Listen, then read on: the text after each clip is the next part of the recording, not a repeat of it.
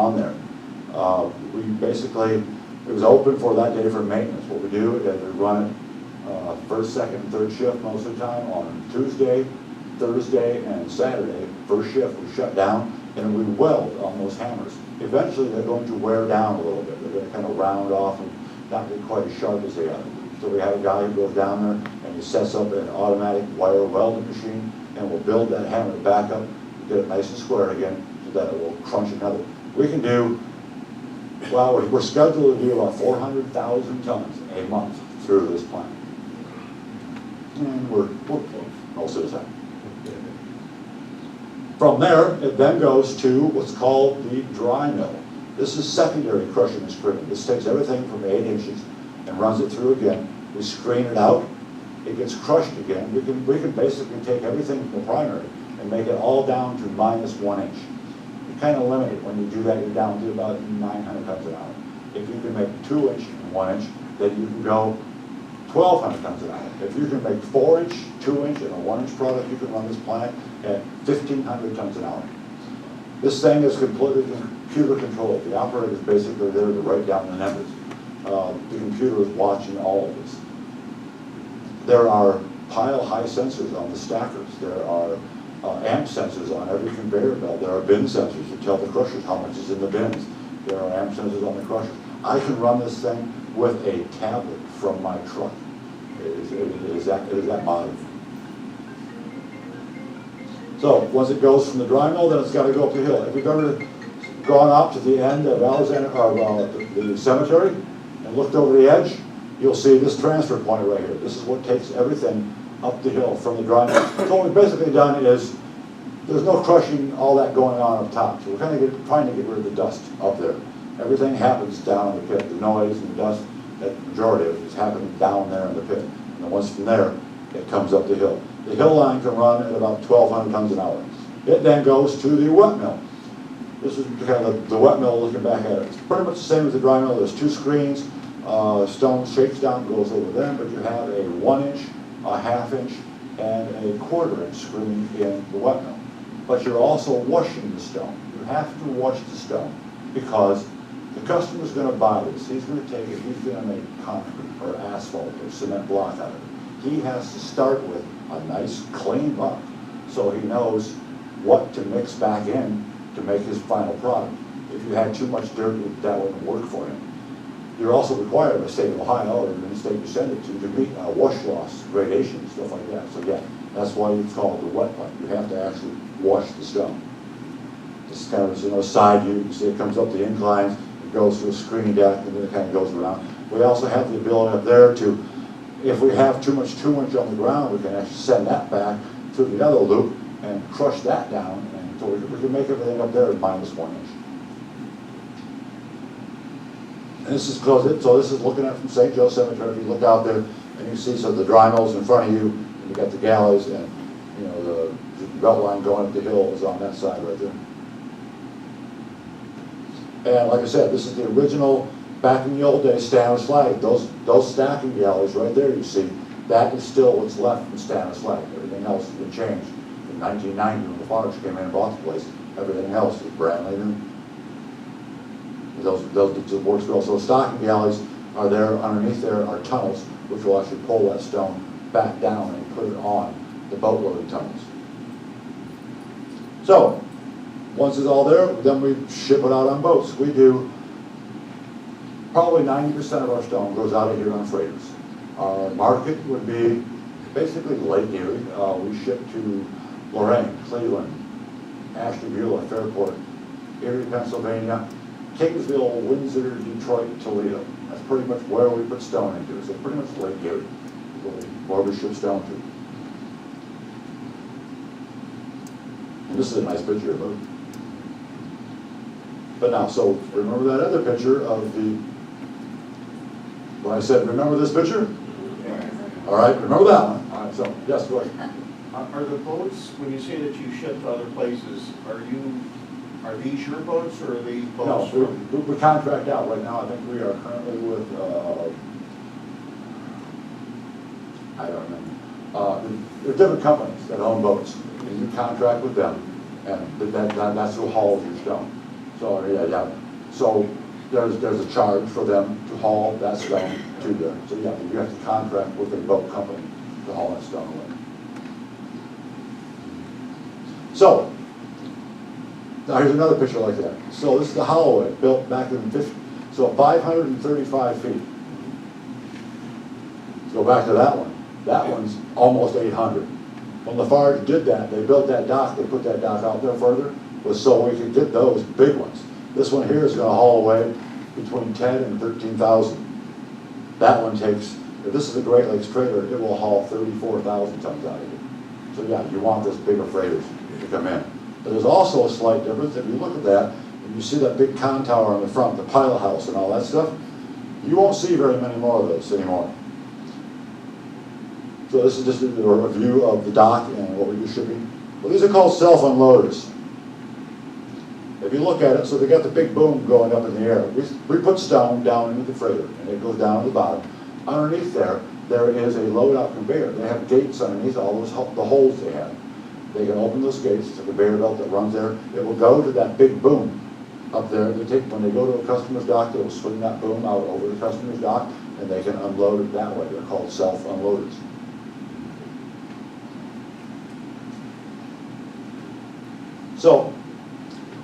So each boat comes in. There's about 5 holes in each one, 20 hatches. So when we're loading, we can do about 2,500 tons an hour on a conveyor belt. But we can't really average that because each freighter comes in, you've got 5 hatches. And on each of those 5 hatches, you've got like 3 or 4, or you've got 5 cargo holes. You know, each of those, you have 5 hatches on those. So you have to shift across those. And the mates really don't want you to dump stone on the deck when they go over top of it. So you have to put a brake in there. Our conveyor is kind of stationary. It'll stay right there. We can reach across 3 different hatches at a time. And then the boat has to move for us. There are other docks that they would probably prefer to go to. The boat pulls in, stops, stays right there, and the conveyor rig moves back and forth. So they can do that. But ours is stationary, so the boat has to constantly be shifting back and forth for us. They also do a very balanced load. They will put a little bit down here, and then a little bit there, and then a little bit more here, and then they will do a boom bank, which is, they'll put like 1,000 ton right here on this edge, and while we're doing that, they will slowly swing the boom out of the way, kind of balance the whole thing out. If you put too much stone on one side, you'll roll those things over. If you put too much stone in one place, you'll break them in half. They're so big and long, they're fragile.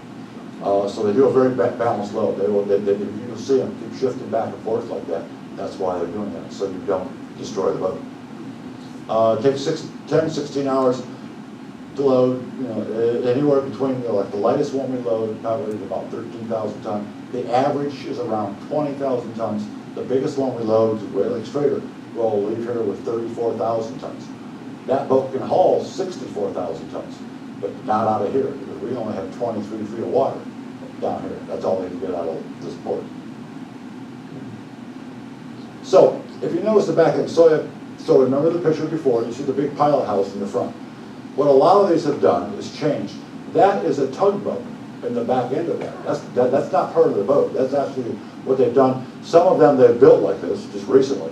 Some of them they have basically scrapped the whole back end off, done away with the pilot house, done away with the engine room. Those engines are getting old. They're costly to maintain. It's cheaper to do this. You put a big V in the back of the boat, and you park a tug in there. If the tug breaks down, you just swap the tugs out. These are no longer considered freighters. They're now barges because you have to have a tug. So anything you see down here that looks like that, that's basically a tugboat sticking in the back end of that boat. This is a picture I took one day. Actually, I sent it into the Beacon trying to go for their contest. I thought it was really good. I didn't win anything. But usually you see them go to anchor and they're kind of way out that way. But just one day it was sitting right there in front of the lighthouse. And it was a really good combination. I thought it was nice. We like it too. So, Quarry's a good neighbor. This is up there because to show, all right, so we do a lot of stuff. This quarry out here lately has won a lot of awards for things that we do with the local community, beautification projects that we do, our quarry methods, things that we do inside to improve. All right, so right there across from the Lakeside Trailer Court, you've got this really big, pretty mound that's really landscaped and fencing it. It's a noisy dust barrier, that's, you know, okay. But we landscaped it, made it look nice. We have fencing up everywhere. We have the automatic gates that close behind you. We have fencing all around the whole place. We are considered an attractive nuisance. No matter how much fencing, gates, and signs you put up, people still love to just wander in, you know, walk around. Oh, I just thought I'd come here and stand on the edge of the cliff and look down. So yeah, we're being proactive and stuff like that. We have signage, we have stuff like that. We have moved everything down the pit to try to get rid of the noise and the dust. The Daisy Preserve is something that was actually a contracted deal. It wasn't donated by the Quarry. They worked it out with the state of Ohio, stuff like that. So that area over there on Alexander Pike was sold to the Daisy Preserve to protect that. Basically, I mean, they're all over the place, and you know, we're quarrying through them. Yes, so we decided, okay, we'll leave that one area, keep them there. You can basically take that stuff, you can quarry all that away, dump that pile over there, and within 2 years, you've got more daisies growing. And so, just so we're clear, it's not really the lakeside daisy. I mean, because it's technically in Marblehead property. Besides the lake. It's the lakeside daisy, because long ago in the old days, there was a road that went down the center of the peninsula. The daisy grew on the lakeside. It's got nothing to do with the town of Lakeside. Sorry.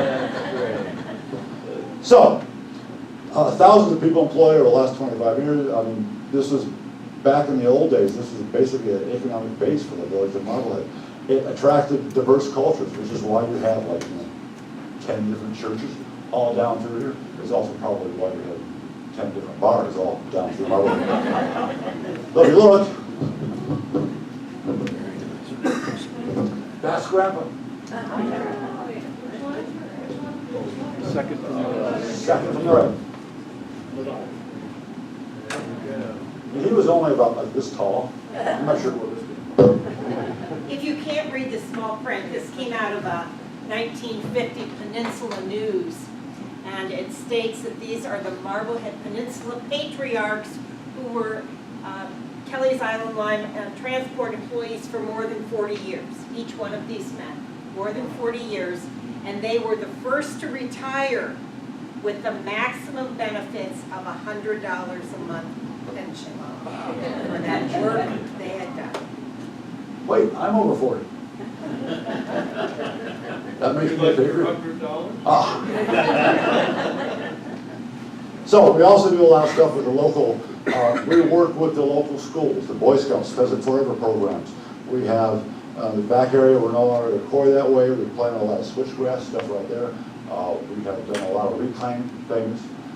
You can't just stop quarrying an area and not do anything. You are required, if you're not going to go that way anymore, you are required to do something in that area to hold back section where they've had to do plantings, things like that.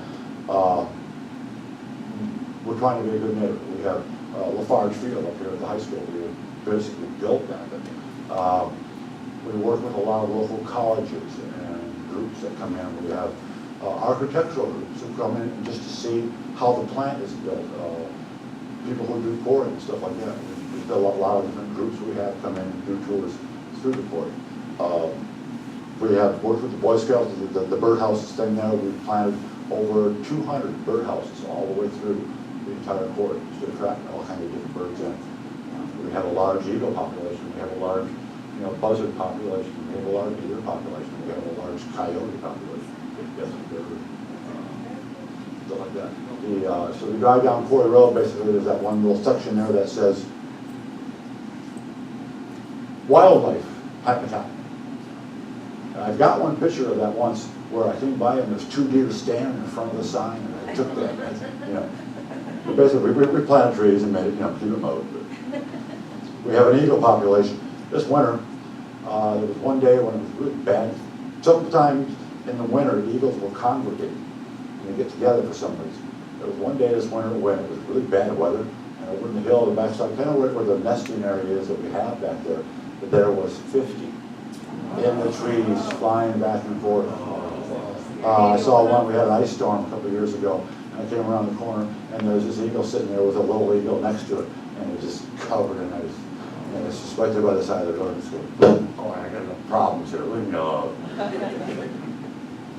So, Lakeside Days Preserve is out there, federally threatened species. I think it also grows in, this says Mackinac County, but there's also we had somebody come in who said that in Russia, this is very popular. There's a spot in Russia where this grows quite as well. What do they call it in Russia? Weed. Probably not a Lakeside Daisy. I don't know, maybe there's the same controversy going on there. Ted, I don't believe the Russian, but that. Somebody who travels a lot, who does a lot of different spaces, we came in Talk to doing Jennifer. some consulting. Jennifer Woodley Okay. would tell you. And he said that he saw them They there. do grow, there's some up in Michigan. Right. And there's some at